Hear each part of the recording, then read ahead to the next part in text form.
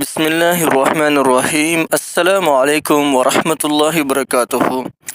زمارونو او خویندو، نن درته د حاجت، د نوکرۍ، کاروبار، رشتې، بندش د هر قسم حاجت دپاره درته د الله صمد یو داسې وظیفه ښیم. کله چې تاسو دا وظیفه راونیسئ نو الله جل جلاله به د ستاسو تمام حاجتونه پوره کړي.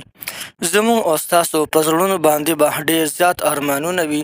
اوس د هغې ارمانونو د پوره کولو دپاره د الله صمد دا وظیفه ډېره زیاته کامله شافي هغه وظیفه ده. محترمه، دا وظیفه موږ د کم کارونو دپاره کولی شو.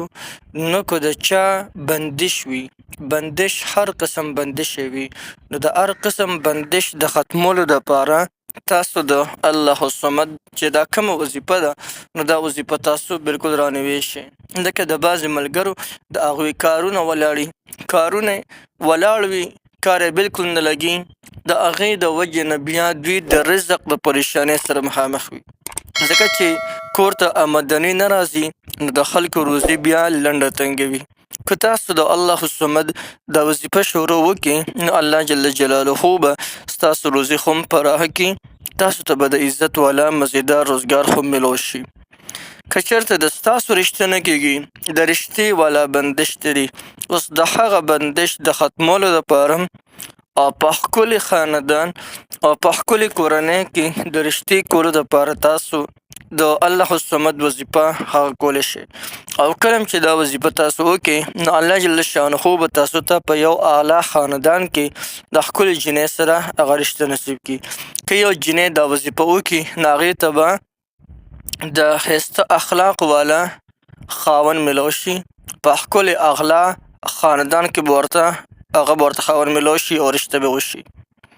د چا نوکري نه میلاویږي، هغه کاغذونه جمع کړي دي لیکن اوس هغه پسې اډر نه راځي، یا بعضې کسانو پاسپورټ جوړ کړی دی خو هغه پسې چې دا کومه ویزه ده هغې بند شوي دي، یا مخې ته نور هغه رکاوټونه دي.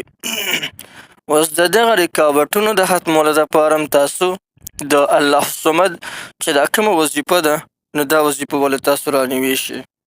دغه تمام رکاوټونه به رب العالمین یکدم اچانک ختم کی، بند لارې به د الله کولو کی. یا د چا کاروبار نشته، د کاروبار د لاسه دا خلک پریشانی نه د کاروبار د ملاوېدو دپاره، د ملازمت او نوکرۍ د ملاوېدو دپاره، د رشتې دپاره دا وظیفه تاسو کولی شئ. دغه رنګ د قرض نه د خلاصۍ دپاره هم تاسو د الله صمد دا وظیفه د تاسو رانوی شئ. ان تر دې چې د ستا په زړه کې کم حاجت وي، اوس د هغې حاجت دپاره تاسو د الله صمد دغه وظیفه د تاسو کولی شئ. طریقه او تعداد یې درته ښیم چې دا به څومره طریقې، یعنی په کومې طریقې سره به دا ویو، کم وخت کې به دا ویو او څونه به ویو. لیکن دا ټولو نه مخکې که ستا د زړه هر قسم ارمان وي نو الله به دله دغه تمام ارمانونه پوره کړي د دې وظیفې په برکت سره. الله الصمد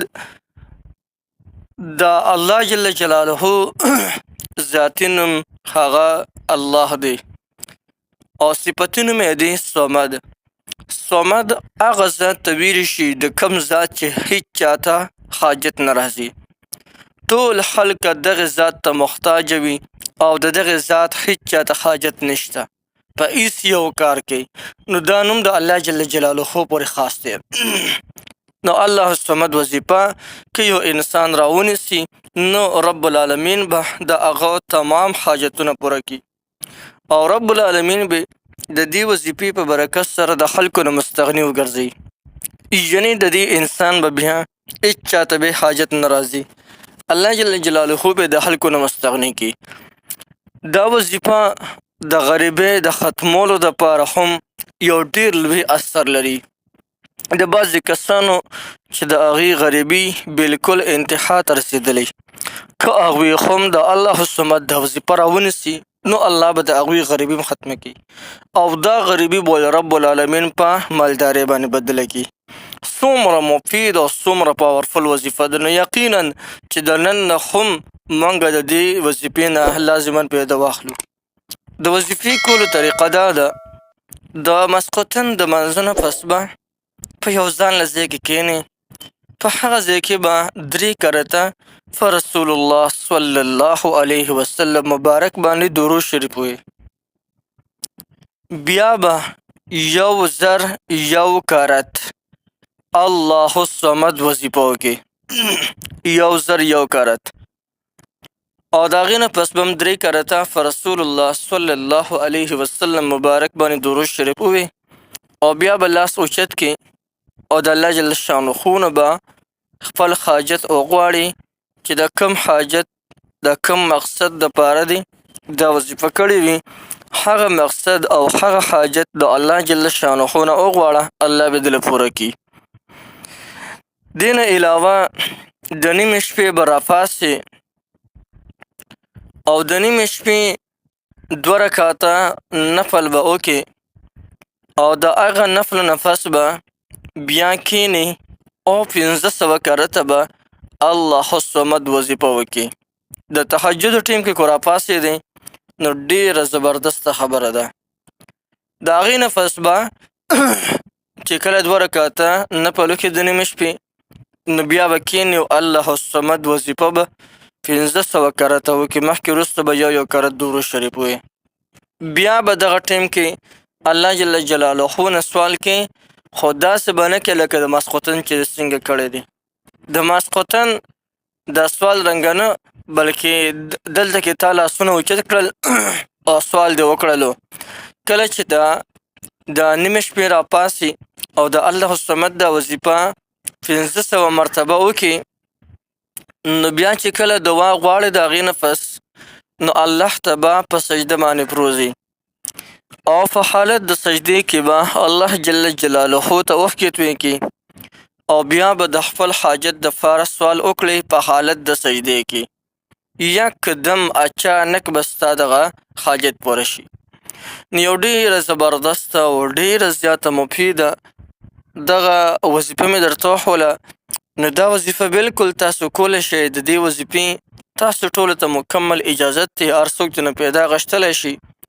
لیکن یو درخواست درته کوم چې تاسو خو دا وظایف اورئ او د دې وظایفو نه تاسو پیدا اخلئ، لیکن زموږ هغه رونه او هغه خویندې چې هغوی د ټچ موبایل استعمال نه کوي. اوس ما تاسو ته در ورسوله دا وظیفه او مخې ته رسول هغه د ستاسو کار دی. ستاسو فریضه به دا وي چې تاسو دا ویډیو د خپلو یارانو دوستانو په ګروپ کې لګوئ.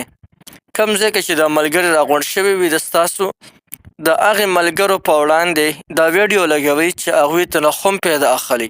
تاسو ځان نه ګورئ، صرف ستاسو پیدا را که په یو ډله کې تاسو دا ویډیو ولګوئ، دا وایس ولګوئ، نو هغوی ته به ډېره زیاته پیدا وشي.